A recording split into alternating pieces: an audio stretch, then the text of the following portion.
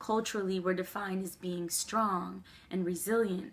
And so when we're faced with a situation where we just can't drag ourselves out of this mood, or we just can't make ourselves snap and be better, we feel guilty about it. We feel like something's wrong with us, like we should have been able to do that and we didn't.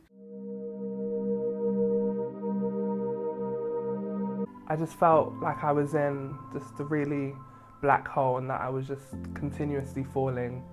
The worst I felt, I started to have suicidal thoughts.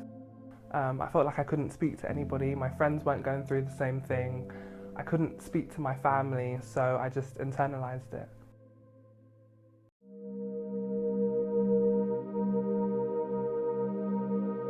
That's the thing about these experiences. We all remember them. We can recall that first moment we experienced racism because it's so deeply personal and so deeply traumatic, right?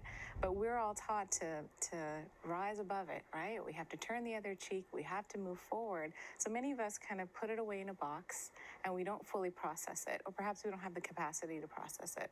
But the thing about trauma is the body remembers trauma. So the next time something similar happens, you're re-traumatized, you're triggered. It could be a sight, a sound, a smell, or a very similar experience, and you could be re-triggered. So that's the piece.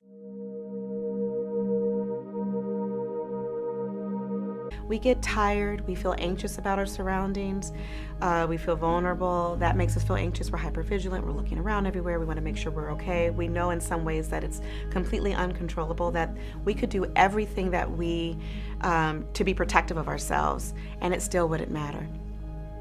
And that's hard, it's depressing. I'm 16 years old, and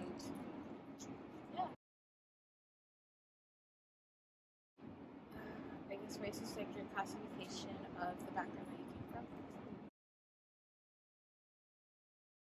I mean, I guess color kind of has a negative connotation to it a bit. I would kind of define it as just closest thing I can think of right now on the spot would be like the color of your skin, or just that related to your racial and ethnic background. I mean, for me, I've gone through school. I lived most of my life here in the White House, and I've gone through school where you have teachers who would look at me and they would think, oh, she doesn't know what she's talking about, or she just like doesn't understand. She doesn't understand like certain concepts that we're going through, or like I'm in a Spanish class and they automatically assume I don't understand what's going on, and it's just things like that, and it would cause you to think, wait, maybe I'm not smart enough, or maybe I'm not good enough, so I need to like prove myself more. I need to show them, okay, hey, I'm smart also, something like that. I don't think all teachers are subconsciously racist, because some of them are not, but there have been some teachers who will outright blatantly be racist, others who just, because of what they've been taught when they were younger, they just react on it.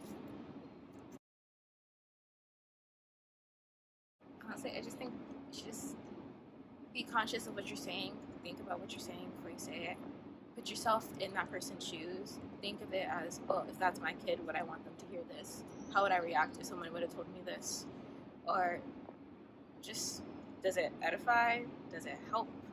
Will this push the student forward? If it doesn't do any of that, just don't say.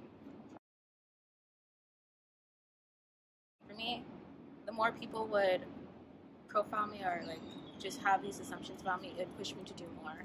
It pushed me to try and like prove myself, and like I would take on all these different tasks. I don't want to be like student council president. I don't want to be number one in my school. I don't want to be like the best person. So that way, when they see me, they don't only see color, and now this doesn't only affect me, but this affects any other African American girl or boy who were to go to that school.